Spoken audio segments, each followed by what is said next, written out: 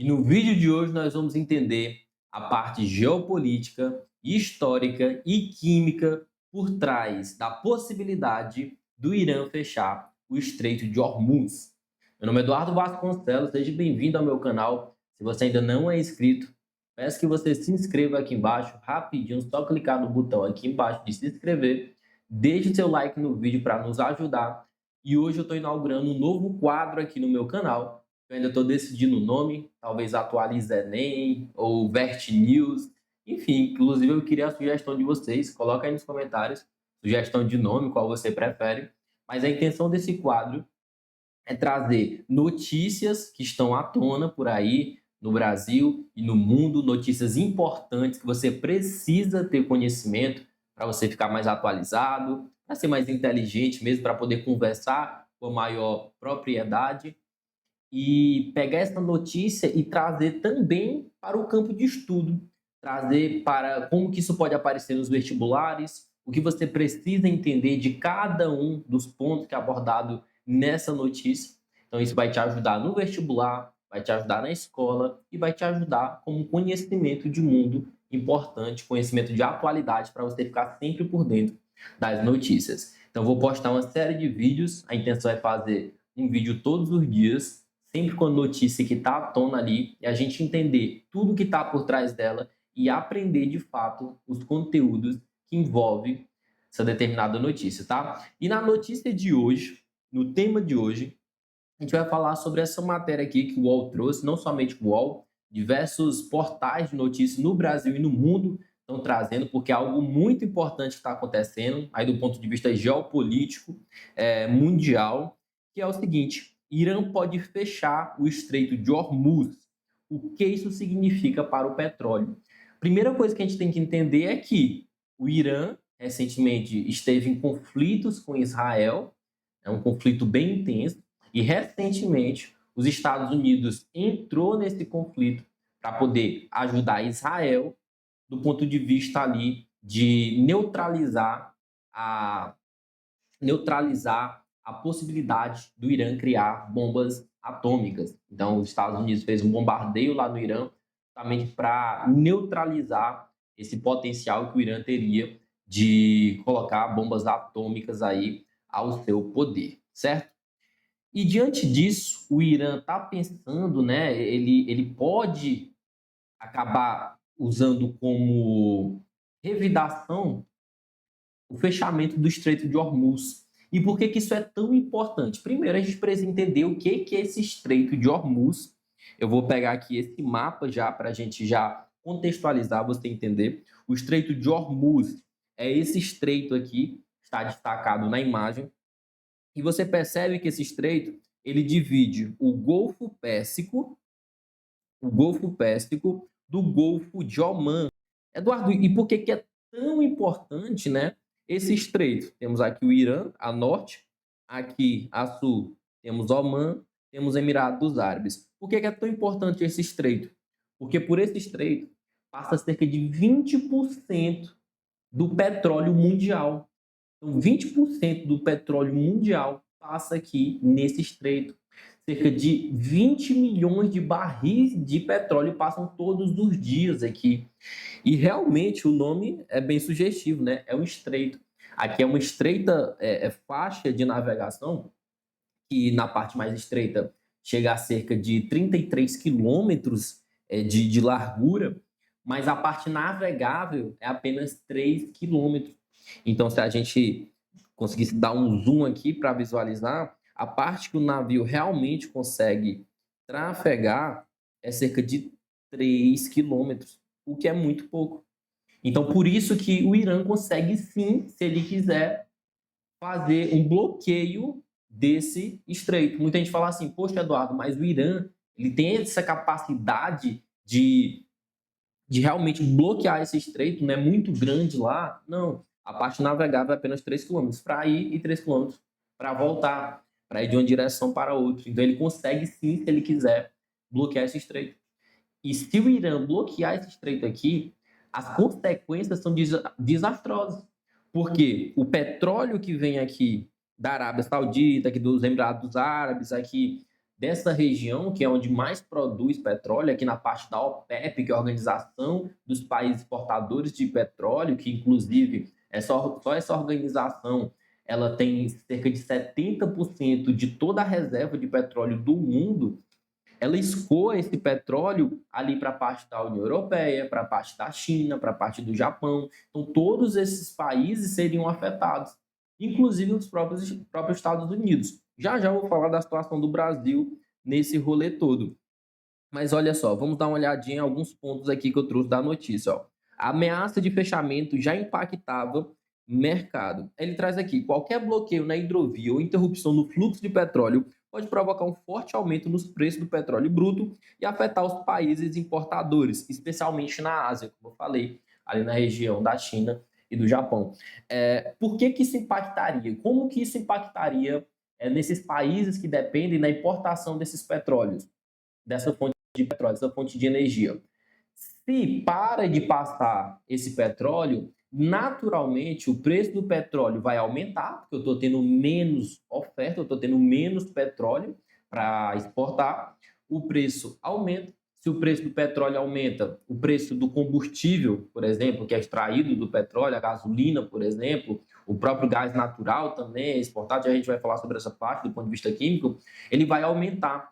Se aumenta esse preço, ocorre inflação, que inflação é justamente o aumento dos preços. E já que a gente está falando sobre inflação, muita gente tem dúvidas sobre isso, né, Eduardo? Eu escuto muito falar sobre inflação, mas do que é esse troço de inflação? Só inflação basicamente é o aumento dos preços, dos produtos, das mercadorias, que pode acontecer principalmente por três motivos.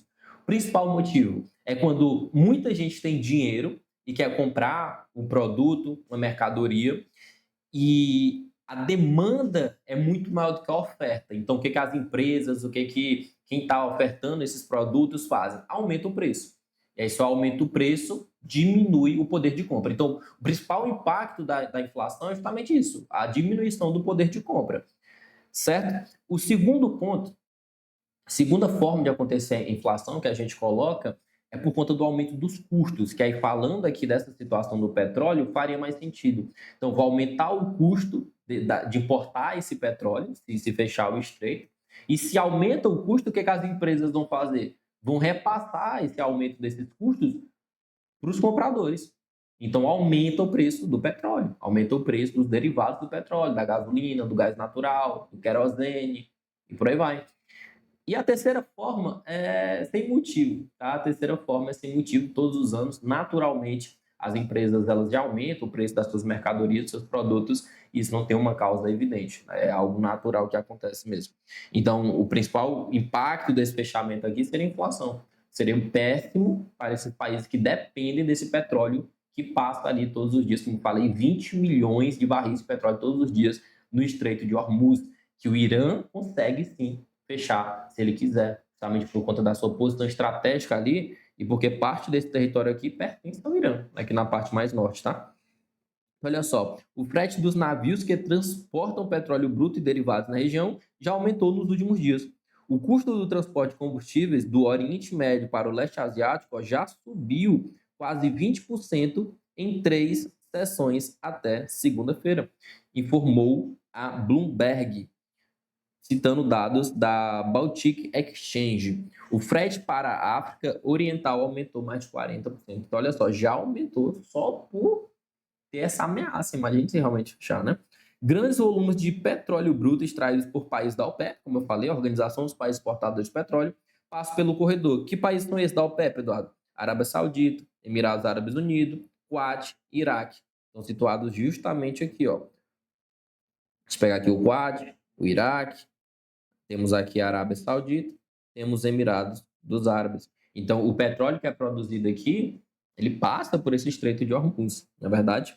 Então, o Catar, um dos maiores produtores mundiais de gás natural liquefeito, né, famoso gás natural aí que também é obtido do petróleo, também depende fortemente do estreito para transportar suas exportações de commodity.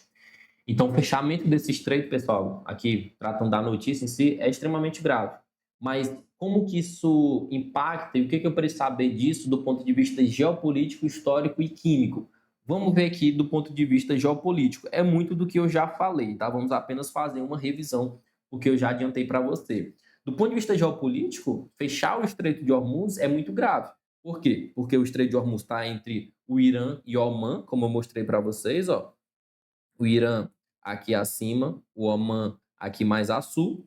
Ele liga o Golfo Pérsico ao Oceano Índico, já havia adiantado também. É a principal rota de exportação de petróleo da OPEP, que, como eu falei, representa 70% das reservas, né? Detém 70% das reservas.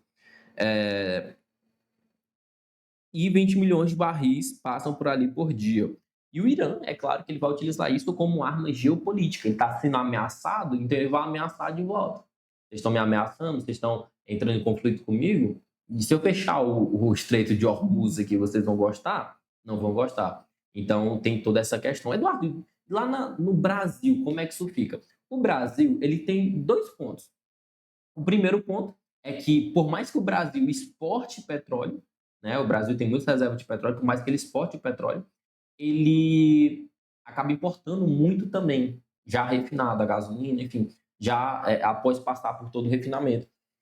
Então, isso impactaria no preço e, consequentemente, na inflação. Mas, em contrapartida, por conta da balança comercial, como o Brasil exporta o petróleo bastante também, se aumentasse os preços seria algo bom, por assim pensar. Em relação às taxas também seria algo bom. Enfim, mas o Brasil fica nessa, né? Ao mesmo tempo que é ruim por conta da inflação, pode ser bom também, porque se aumenta o preço e eu exporto, eu vou estar vendendo mais caro por conta das taxas também.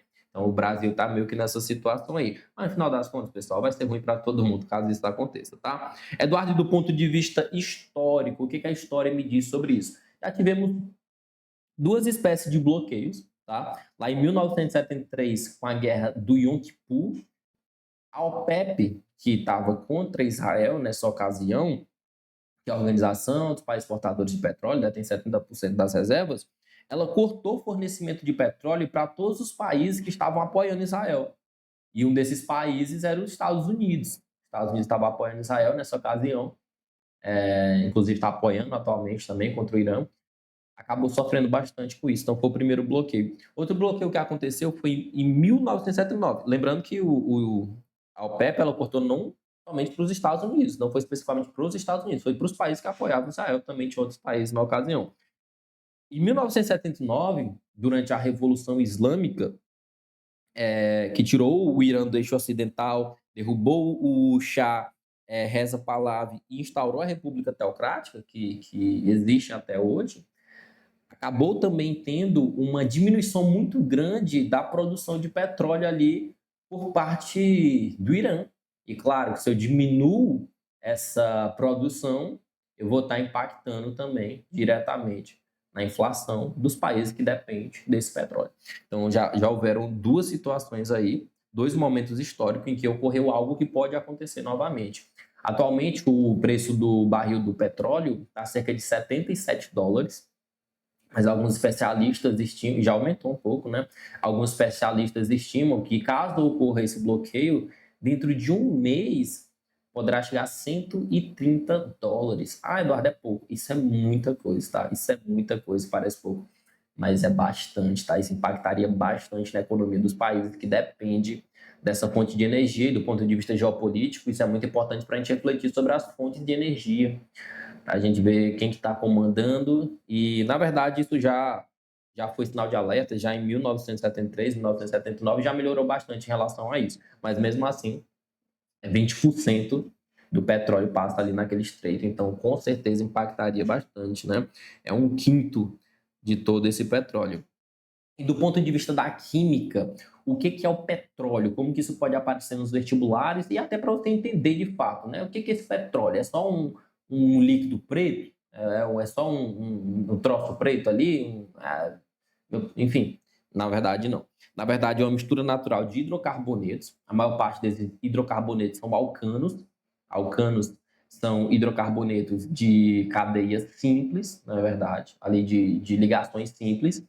E hidrocarbonetos, lembrando que é carbono e hidrogênio, né? Mas também pode ter alcenos, tendo ligações duplas, e aromáticos também, formando anéis aromáticos ali. Então, alcanos, é exemplo aqui, a gente tem o octano, que é a gasolina, C8H18, que é muito utilizado para combustíveis automóveis, né, a gasolina que a gente coloca no nosso carro, na moto. Dentro dos alcenos aqui, como exemplo, temos o C2H4, que é o etileno muito importante também vem do petróleo e é muito utilizado na base da indústria plástica, né, para fazer muitos plásticos. E aromático é exemplo do benzeno, C6H6, ele é muito importante para solventes.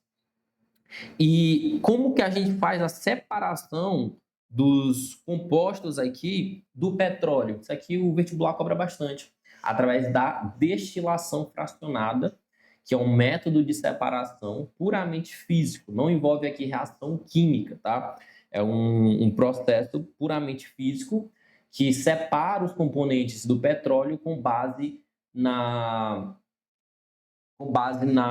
temperatura de ebulição desses compostos. Então, eu tenho aqui o petróleo entra numa fornalha e vai ser aquecido até 400 graus Celsius, então muito alto.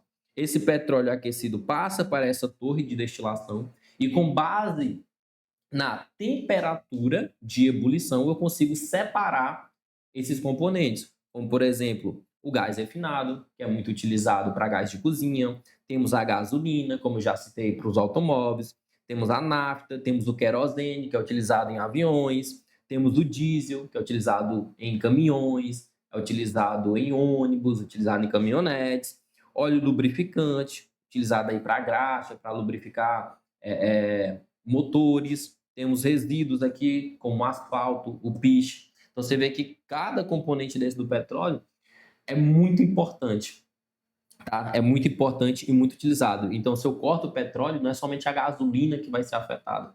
Se eu fecho ali o Estreito de Hormuz, né? Tem vários outros impactos em vários outros pontos também, como você pode ver. Outra parte muito importante aqui é o craqueamento. Já apareceu bastante em vários vestibulares, inclusive no Enem. O craqueamento, ele consiste em um processo em que eu vou quebrar moléculas longas em moléculas menores. Com qual intuito, Eduardo? O intuito econômico, o intuito financeiro, porque as moléculas menores, mais refinadas, elas são utilizadas de uma forma melhor financeiramente e economicamente falando. Então, por exemplo, um exemplo desse craqueamento é eu pegar o querosene, que é o C12H26, que é uma cadeia mais longa, uma cadeia de hidrocarbonetos mais longa, e eu vou quebrar através de catalisadores, tá? Então, aqui eu utilizo calor e catalisadores para quebrar. Aqui já é um processo químico diferente da destilação fracionada.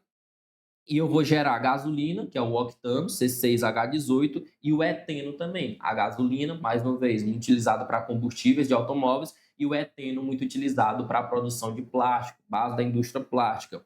Então, eu posso pegar o querosene, que também tem a sua utilidade, mas eu posso transformar em uma utilidade melhor, por assim dizer, através do craqueamento, processo extremamente importante que você precisa saber que ele existe e para que é utilizado, e exemplos também dessa utilização. Além disso, a gente não pode deixar de falar sobre o impacto ambiental, porque através da combustão desses hidrocarbonetos, através da combustão, por exemplo, da gasolina que eu trago aqui, eu vou estar liberando CO2. E o CO2, ele tem um impacto muito grande no aquecimento global. Então, é uma parte ruim. O Enem e demais vestibulares amam trazer essa parte ambiental, esse impacto ambiental, ações antrópicas aí, como que o homem faz, encontra diversas formas de destruir o planeta, né? E uma das formas é essa. Então, tem esse impacto muito forte também. Então, você vê que só no Estreito de Hormuz passa 20 milhões de barris de petróleo por dia. Então, imagina quanto de gasolina entra em combustão aí todos os dias, não é verdade?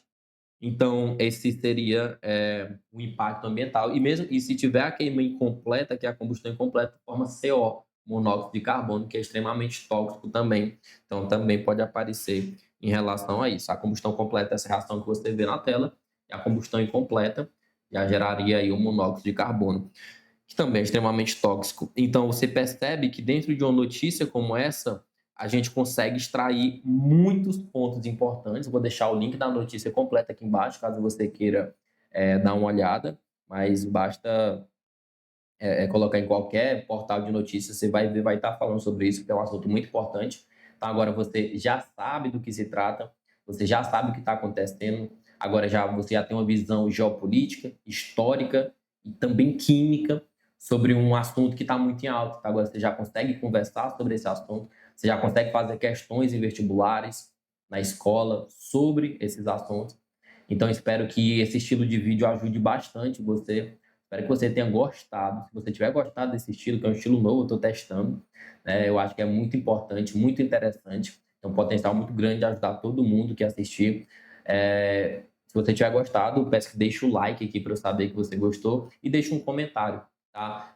Principalmente nesse primeiro vídeo, é muito importante o seu comentário. Se você está assistindo, assistiu até aqui, por favor, deixe um comentário. Poxa, Eduardo, gostei. Poxa, Eduardo, testa outro modelo. Eu tenho uma sugestão. Coloca mais de uma notícia, enfim, coloca aqui embaixo o que você achou do quadro, se você gostou. Claro, ajuda demais você compartilhar. Manda para aquele seu amigo, olha só, você sabia que estava acontecendo isso? Olha que interessante, olha esse vídeo, gostei bastante. Então, muito importante aí, e claro, não esqueça de se inscrever no canal. Para mais vídeos, deixa aí sugestões embaixo e eu te vejo no próximo vídeo aqui do meu canal.